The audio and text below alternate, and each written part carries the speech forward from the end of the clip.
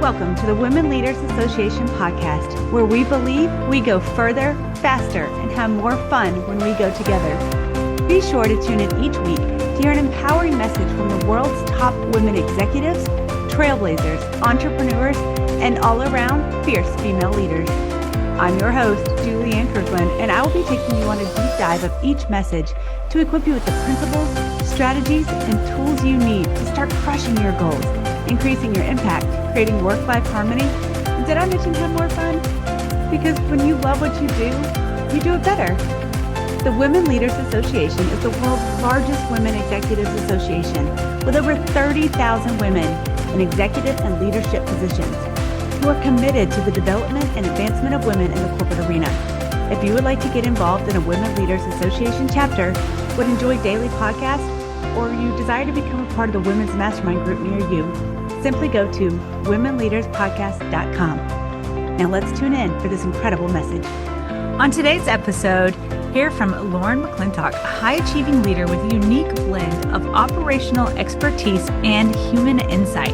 With an MBA from Metro State University and a foundation in human development and family studies, she brings a distinctive perspective to her work as Director of Operations and Chief Compliance Officer at Bespoke Group.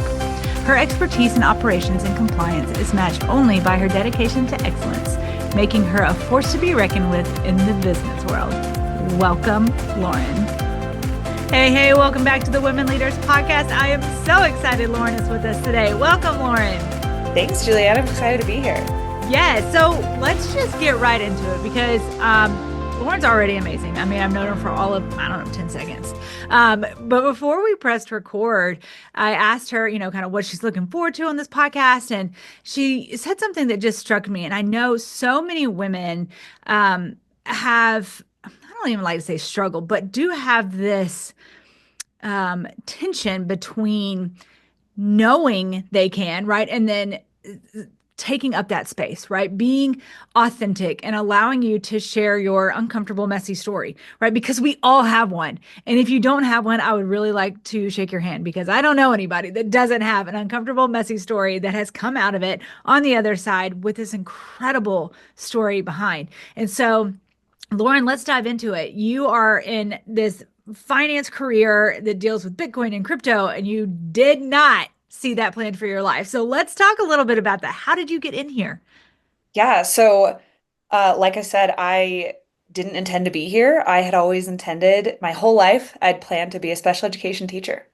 So that's what I wanted since I was a kid. I spent 12 years working with people with disabilities and thinking that that was my plan forward. And I got into it after college and started to get up into the company rather than being so hands-on working with kids or individuals with disabilities that I realized this wasn't what I wanted. It's not what I signed up for. Well, it's what I signed up for, but it's not what I wanted. I learned I didn't like fundraising. I learned I didn't like feeling disconnected from the people that I cared so much about. And that struck me as, okay, well, then what do I do next? What do I do that allows me to be with the people that I want to be with, but be able to make some money because Yeah, volunteering literally doesn't pay the bills. yeah. So I started looking for opportunities. I was looking at like paralegal gigs in developing policy, disability policy, and I realized I don't have any experience in law firms, and my background is in human development and family studies, so my degree doesn't speak for it. But then I got an opportunity to join a law firm. It was through a family connection, but they said, you know what? We really need someone who's operationally focused, who's good at process, and who can get us organized. And I was like, yeah, okay. That seems Yeah. like my skill set. And I just started in paralegal kinds of support systems there at an estate planning law firm. And I took it as an opportunity to develop my skills in law, see if I wanted to go back towards policy law. Next thing I knew, I loved what I was doing. And Mhm. we were working with ultra affluent families that are just the most down to earth people. And then we get crypto clients. And so we have all of these big, amazing people. And I realized how far removed I was from what I had pictured for my life. Mhm. And it took some real soul searching to understand why I liked this. It had been two Yeah. years before I was like, wait, hold on. I haven't been in the classroom in 2 years. I haven't been focusing on what I had been planning my whole life. So, yeah, I found myself here by happenstance. And then it took a lot of, like I said, soul searching to Yeah. figure out what I wanted out of this space and why it really called to me. Yeah, well, let's go there because I know so many women, especially now. I was on a call with a lady several weeks ago, and she was like, I am a, career transition specialist, and I am getting inundated with all these federal layoffs that are happening, right? And people are like, what do I do now? I've Yeah. been here this whole time. Now what do I go do? And so I know it's such a relevant topic right now. And so talk a little bit about that process, what that soul searching process looked like for you. Like, get really practical because there is somebody listening right now that's like, Lauren, tell me exactly what you did. Yeah. And I do have a very practical step, but it was something that I had to remember about myself. So, senior year of college, I was still very much planning to be in the disability community. And I made it a goal from one of my classes to set a mission statement for myself. I wanted to create a nonprofit. That was one of my long-term goals. And I knew how mission statements worked. And so I was like, you know what? Why wouldn't I have a personal mission statement for myself? So I came up with that. It went on my graduation cap, and it was that I aimed to help all people reach their highest potential, whatever that looks like. In the moment, then it was helping if somebody wants to brush their teeth independently, I'm here to help make that happen. If somebody wants to live independently or learn to ride the bus, I'm here to help make that happen. Just whatever progress looks like to you, I want to be part of that journey and helping you figure that out. Mm, So once I was kind of starting to feel this identity crisis of, okay, I'm now in finance, I'm now in for profit, I'm now working with people that are worth hundreds of millions of dollars, and they're trying to figure out their world and how we can support them from a privacy aspect, from a complexity aspect, from a family governance aspect. And that felt so different from where I had planned to be in life. mm, And then kind of it really was an identity crisis where I was kind of like, okay, why am I so excited to get up in the middle of like the beginning in the morning? And why have I not been in the classroom for 2 years? mm, And it felt like I was really away from myself. And then I came back to my mission statement. I hadn't thought about it in a while, but I came back to my mission statement and realized, you know what? I am in a COO position at this point. I'm running this company from an operations perspective. Why is my mission statement not different? It's exactly the same thing. I'm still aiming to help all people reach their highest potential. It just happens to be in the context of this company. I want this right. company to reach its highest potential. I want my team to reach its highest potential. I want um, my family to reach their highest potential. So that really centered me. It Mm, helped me realize, you know what, I'm doing exactly what I set out to do. It's just in a slightly different format than what I right. had pictured. Yeah. And that's so important.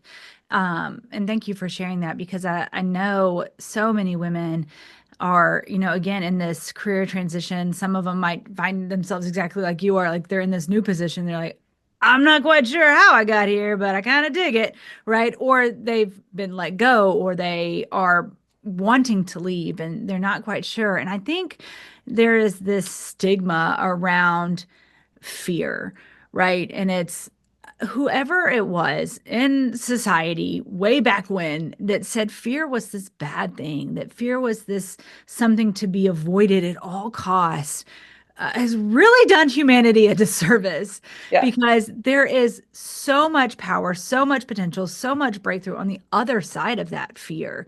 And to just kind of enter the waters like you did, of okay, well, I've got to make some money. Like that was the forefront goal, right? Like I got bills got to be paid. Yeah. Once that's done, then I'll go from there, right? And so many people get to that and they're like, I just got to make ends meet. And we get it. And that's okay. I think so often we have this vision for our lives, mission statements, vision statement, right? We vision cast and we have our whole, what's your 5-year plan, right? We have it all done. And it's okay to be in the moment that you are and to be present and to say, you know what?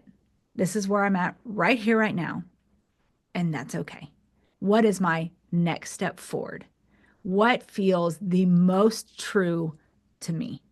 Hmm. And then take that step. And that's really powerful. And it takes away from you trying to please everybody else and meet all these expectations to really just getting centered and honest with yourself and taking that next step forward. So to the woman that's listening right now that is in that transitional period where it feels like the ground is very wobbly underneath you, it's okay. It's okay. And if you stumble, that's okay too. And it's okay. I really wanted to reiterate that. Um, and so, now that you're in this business and you're extremely successful and you're helping your business to grow, what now kind of looking back are you like, wow, I wish I would have known ABC. Yeah, before I answer that, and I may need you to ask me again, I want to touch base quickly on what you said a second ago about fear and Yeah. about taking the next step forward. So I feel I've had a lot of imposter syndrome in this role, and I'm feeling a lot better about that now. But I think that I kind of find myself constantly living in fear, almost being fueled by fear. So a couple weeks ago, I recognized that I'm feeling very exhausted because I'm learning something totally new every single day, something that I've never thought I would ever know. Yeah. I thought I was terrible at math. That's always been a fact of my life. It's never been a strength of mine. And now I build Excel models every single day because I'm a tactile learner. So I need to be able to break it apart to understand what I'm trying to get out of it. So I'm very exhausted. I'm very tired, but it's because I'm always learning. I'm always stretching. I'm always curious. And I think that's really helped get over a lot of the fear. And so it doesn't feel like I'm living in fear all the time, but every single day, I have no idea what I'm going to learn yet. And it feels overwhelming until I just start taking a step forward, until I just start breaking it down. And it's turned into, why not me? Instead of, Right. oh, it shouldn't be me. Oh, there's somebody better out there. It's like, you know what? I have to learn this. Right. It's sink or swim in this moment.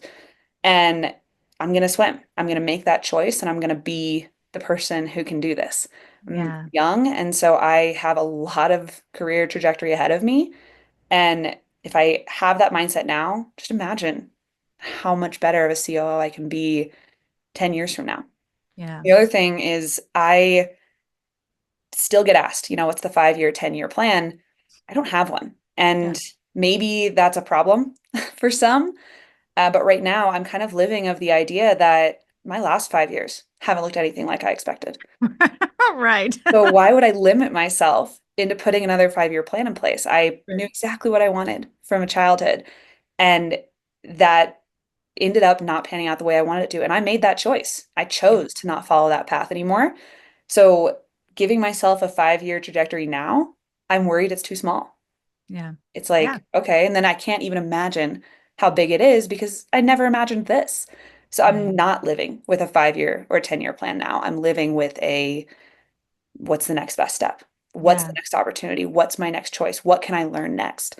So that I'm not living in fear. There's plenty of unknown, of course, not having a plan, but also having a plan makes you small. It makes you, it gives you tunnel vision. And Mm. while that's good in certain aspects, I think in my current position, it's really important that I have blue skies ahead. Yeah. Yeah. So can you ask your question again? Yeah, I will, but now I gotta touch on some stuff you touched on. And it's so true that who we are tomorrow, a week from now, 3 months from now, a year from now, is should also be drastically different than who we are at this very moment. Yes, there's going to be core pieces of us that, hopefully remain the same, but as far as that expansion and allowing yourself to grow and to make safe space for that capacity, right? To be able to expand. And that is huge because who you are in a year from now might have a different 5 year plan than who you are right now. And Yeah. so again, ladies, give yourself grace if you struggle with that question when you're asked, so what is your 5 year plan? Don't worry about it. It's okay. and to be honest and to say something as wise as what Lauren just dropped it, you know, I don't know where I'm going to be a year from now, but I don't want to limit myself by putting a cap on it. Yeah. You know, that's very different than like, I mean, I don't know, I'm up for whatever in an interview process. But back to what I had asked you, when you look back at kind of where you've come from and you were to think, man, I wish I would have had the advice of or known the ABC 1, 2, 3. Like, what would that be for you? I do think it still centers on what I was saying a second ago about knowing that you're capable of just breaking it down, just taking the first step. So I'm very list oriented. So when I feel very overwhelmed and I just feel like there's asks coming at all directions and I'm getting a ton of things dropped on my plate, I tend to kind of organize that in a list, not a checklist necessarily, just a list, just a brain dump, get it out. And when I'm really overwhelmed, I put even stupid things on there like shower, just things to get done, just because then it's Yeah. out of my brain. It's out of the chaos going on. I don't have to think about it. It's somewhere else. It's been dumped somewhere. And I think that as far as my growth has been concerned, I feel like, again, breaking things into those kinds of steps of just knowing just brain dumping it out of my brain on what needs to get accomplished, Mhm. even in down to very small steps, it gives you some tangible ways forward. You know, if Yeah. it's, I need to send an email to this one person, I need to follow up on that. Start there. That's Yeah. one step forward. Yeah. And when I was younger, you know, kind of starting out in this role, I felt like I needed to be all things to all people. And I'm still unlearning that. I'm still figuring out how to delegate. Like I said, I'm a tactile learner, so I tend to need to know how to get to the end point before I can tell somebody else what the Yeah. end point is. And that's not the case. You know what? It's okay to let other people be the experts. It's okay to not know it all and to help troubleshoot. So even if you don't know the solution yet, let somebody else ask the questions, give them some more questions to feed their brain into thinking about it in a different way. But Yeah. it's not because you have the answer. It's because you don't know what the answer is and you have questions that they don't have. So I'm Mhm. trying to learn to empower my team and not be the knower of all things, not Yes. have all of the answers all the time. Because if that's the case, it ends with me. Nobody's learning, nobody's growing, nobody's leaning into their curiosity, nobody has autonomy to build their own professional development or their own path or their own 5-year plan. They don't know what they want if I'm always giving them the answers. Yeah. And what happens when I'm ready to go? You know, what happens when I want to go on vacation and I'm the end all be all point? Yeah. So that's the piece that I'm still unlearning now, but is really clear now. And I wish that had been clearer earlier on because I'd probably be better at it. But right Mhm. now, today is day one. I like to live Yeah. by, the best day to plant a tree was 10 years ago or 20 years ago. The next best day is Best day is today. today. So it's Yeah. like, you know what? I can keep learning, I can keep growing, and just not needing to know it all. Being Yes. able to be curious and figure it out. Mhm. Those were things that really hindered me early on that I wish I'd known earlier. Yeah, that's great. And I would also say just from listening to your story is um be willing to have those honest conversations with yourself. I mean, you are willing to unlearn things, Mhm. right? You are willing to learn new things. You are willing to say, I'm no longer going to say I'm bad at math. That is a label I put on myself. That was an identity that I put on that no longer serves me anymore, and I don't have to walk in it. And that is so powerful for people to learn because we grow up with certain lies that we've believed.